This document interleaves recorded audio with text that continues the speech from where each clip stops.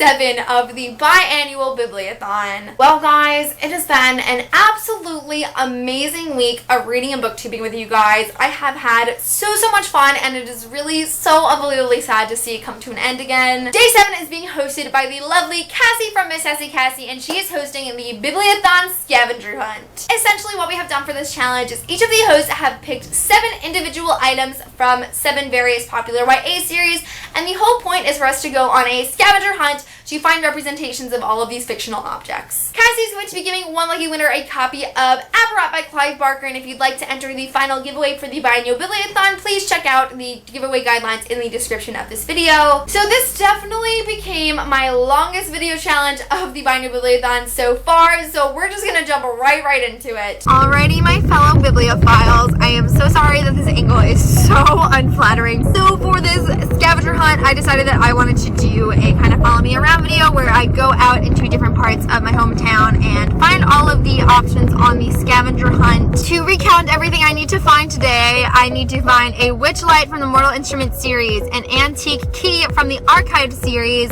Talia's tree from Percy Jackson, Harry's glasses from Harry Potter, a creepy doll from the Unbecoming Mara Dyer, Edward's jacket from Twilight, and there's one more that I can't think of. And I have to find the white rose, or President Snow's rose, from the Hunger Games.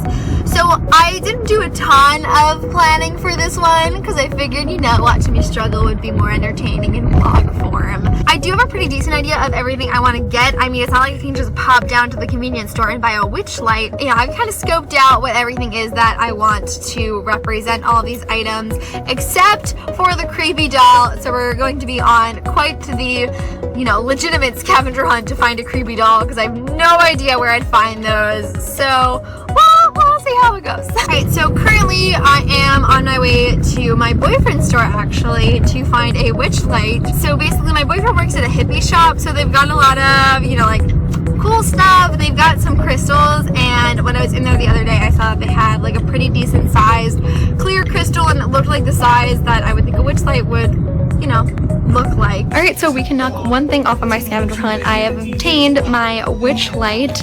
So this obviously isn't a real witch light, but it's clear and it's carved of what looks like, I guess seraph lights would be made of this, Adamas, that's what it's called. It looks like it's made of Adamas, and I feel like this size would be the size of a witch light, like they just hold it in their hands to use for, you know, seeing things in the dark with their witch light. So this is my witch light. These are like all of the crystals. There's the witch lights that I picked, but they have like a lot of cool like stones and stuff.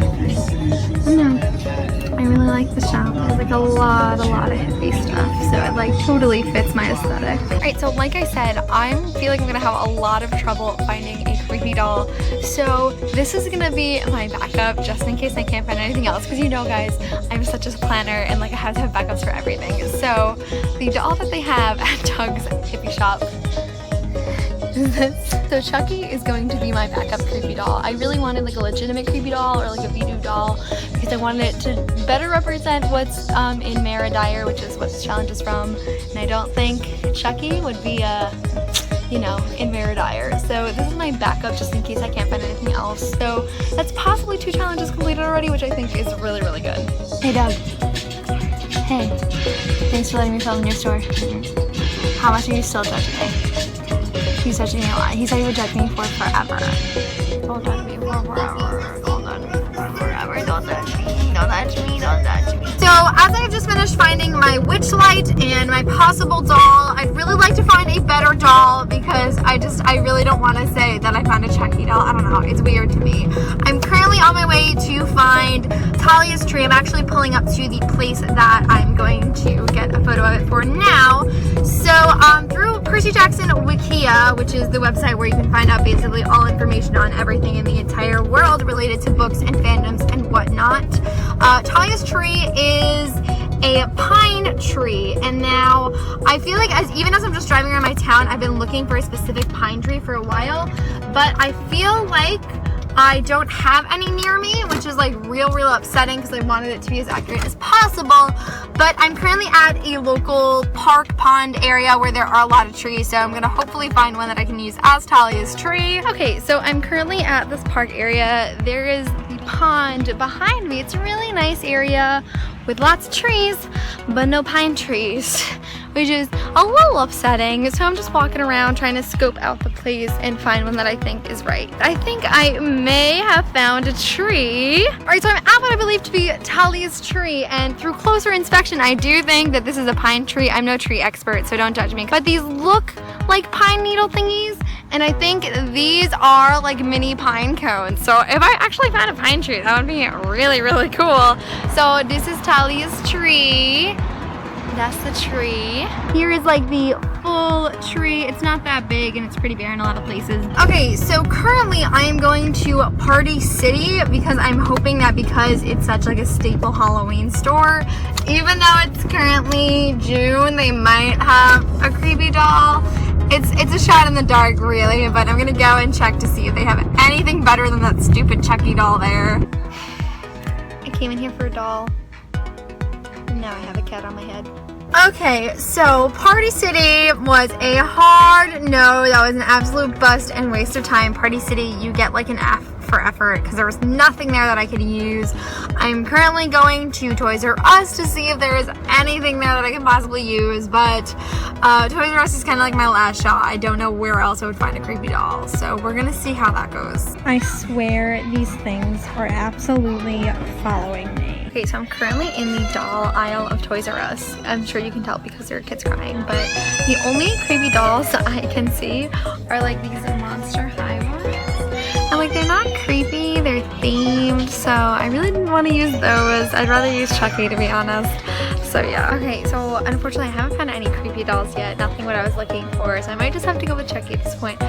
But as I was walking through the doll aisle trying to figure out like, you know, if there's any, I walked past these little devils, and for some reason, they're not doing it now. But like, if I rock it, I don't know. I walked, there we go. That scared the crap out of me when I passed it. It was terrifying. See, there they go again. The devil, I swear. Okay, well, that experience did nothing but reinforce the reason why I haven't set foot in Toys R Us since I was old enough to be attracted by their products. Total failure. This is definitely shaping up to be a legitimate scavenger hunt. I'm literally scavenging every store I can possibly think of to find the things on this.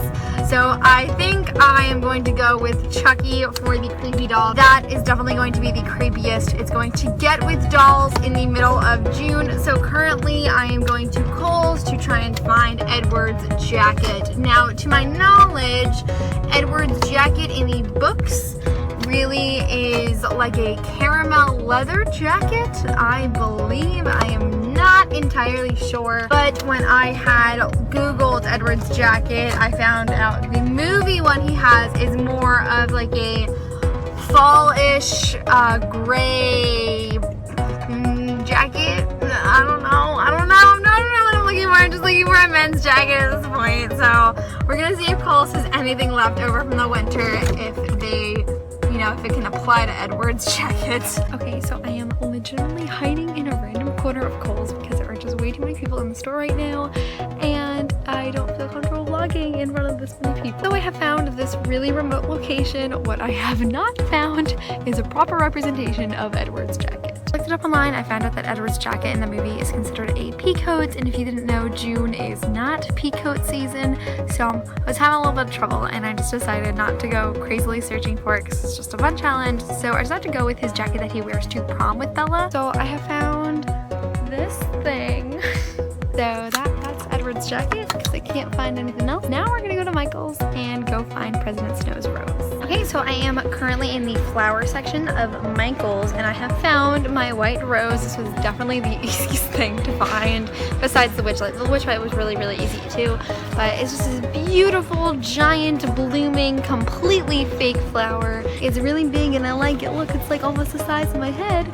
And yeah, this one was super, super easy, so I would consider this a complete accomplishment. Okay, seriously, this is torture. Please stop following me. This is the third set of you I've seen today, and I'm really just just trying to make the process stop it. Alrighty, so we are down to the last 2 things that I need to gather for this scavenger hunt, and as I said before, I have 2 of them at home, so I've officially collected all 7 things, which is really, really great. The first thing I had at home was this pair of Harry Potter glasses. I actually got these for the Biannual Bibliothon. I believe it was the summer one that we did last year, so like 1 full year ago. Basically, these are glasses from Party City, so Party City did me really well for the last Biannual Bibliothon, but complete disappointment for this one. They were actually hippie glasses, so they had like colored lenses in them, but I just popped them out and used them as Harry Potter glasses. So I have those. And then recently I had done an Owl Crate unboxing for, I believe it was April, and they had a steampunk theme, and so in that I got this key necklace. I'm trying to, yeah, putting it in front of my face is much better so you can see like legit all of it off of my pale skin. But this is not like a legit antique key, I don't think. I think it's definitely more skeleton key-ish than anything I own or could find, so I'm glad I was able to use this for the Biannual Bibliothon. So I am officially exhausted. The whole process of going through my hometown and finding all of these other objects took about a little over 2 hours, which is very, very long, and I am very, very exhausted. There's so much driving, so much walking through stores. Ugh, I'm not used to this. So just to recap everything that I used for all of these challenges. Firstly, I found my witch light from the Mortal Instruments series at Doug's shop, and then I also decided to use the Chucky doll from the same place as well in order to complete the Mara Dyer Creepy Doll challenge. I found Talia's tree at my local park, and I was so happy that I was able to use an actual pine tree. I found Edward's jacket at Kohl's, and I used his prom jacket rather than the stereotypical Edward jacket that everyone talks about. I found President Snow's white rose at Michael's, and that one was definitely the easiest by far to find. And then I also found Harry's glasses, obviously from Harry Potter, as well as the antique key from the archived at my own home. So that completes this challenge. While it was exhausting, I had so much fun doing this, and I'm really excited to see all of your scavenger hunts. Although that was so exhausting, I had so much fun picking out all these different items and going to find them for you guys. Now let's check out my reading wrap up for day 6. So day 6 of the Biannual Bibliothon. This is the final reading update of the week. I had a very successful reading day, I think, but I wasn't really expecting that, which is weird. Today I somehow managed to listen to 5.5 hours of my audiobook, The Silver Shadows by Rochelle Mead. I have no idea how that happened. I think I got home from work and I did nothing, and I listened to a lot of it at work today. Just for some reason, it mounted up, but I am definitely enjoying it a little bit more now. Still not my favorite in the series, though. I'm definitely like a big Fiery Heart fan, but for the most part, my AC just went on, so this is going to be a very loud vlog. Nonetheless, I am still very hopeful that this book is going to improve in the last few hours of the audiobook. I am like so close to being done, so I'm pretty positive that I'm going to be able to finish it before the end of the week, which is really, really great. And then the book that I started today is Night Film by Marisha Pessel. I have no idea how to pronounce her name. This is completing the challenge for pick up a book you've been putting off and read a book in a different format. I think maybe those are the challenges I'm using. I have read 153 pages of Night Film today, which I am really, really satisfied with. Again, my AC just went off. This is really, really annoying. At first, I was moving through Night Film very, very slowly because it is an adult book, and I read adult books much, much slower than I do YA, and it's also mixed media, so it does take me a little bit to get into mixed media because this is only the second mixed media book I have read. But I am so obsessed with Night Film. All I want to do is read it. I am just enthralled with this story. It is so exciting and thrilling, and there is just so much going on, and I cannot wait to see how things wrap up. So I know I'm going to fly through this book, and because I'm loving it so much, I definitely think that I will be able to finish it by the end of the Biannual Bibliothon. But oh my gosh, guys, Night Film is so great. I am so unbelievably happy I finally gave this book a chance to pick it up. Like, this is why these challenges are perfect, because I finally picked up a book that I had been putting off, and I am so in love with it. So thanks, Biannual Bibliothon. Alrighty, so basically I have been doing all of my reading wrap-ups the following day of the Biannual Bibliothon, so I would have enough time to read because I post these so early in the morning. So I don't have a final day 7 reading wrap-up for you guys yet. Clearly, it is very early in the morning, and I probably haven't even started reading yet, so you guys are going to have to wait until I post my final and full Biannual Bibliothon entire wrap-up to find out if I actually completed all of these challenges and how I did on day 7. While this completes my daily challenges for this Biannual Bibliothon, do not forget about our group book live show for The Unexpected Everything by Morgan Matson that is taking place on the Biannual Bibliothon YouTube channel at this time tomorrow. So be sure to head over there at this time and we will see you there. Within the month, we will be posting a separate video on the Biannual Bibliothon channel announcing all 7 of the giveaway winners as well as our special 8th winner for somebody who uploaded each day of the Biannual Bibliothon. So be patient, check back to that channel, and then you guys will find out if you have won. I honestly cannot thank you guys enough for your support and participation all throughout this week. The Biannual Bibliothon has become such a large part of my life over the past year. This is the 4th one we've done, and it just warms my heart to know that there are so many other people out there that enjoy this readathon as much as I do. Before I get too sappy, we're gonna end this video with the biggest thank you I can possibly give out. Just keep checking our Twitter at BIBIBibliothon as well as the Biannual Bibliothon YouTube channel for updates for other videos that are coming out after the readathon or updates for the next upcoming Winter Biannual Bibliothon. Everything you need to know will be there. Thank you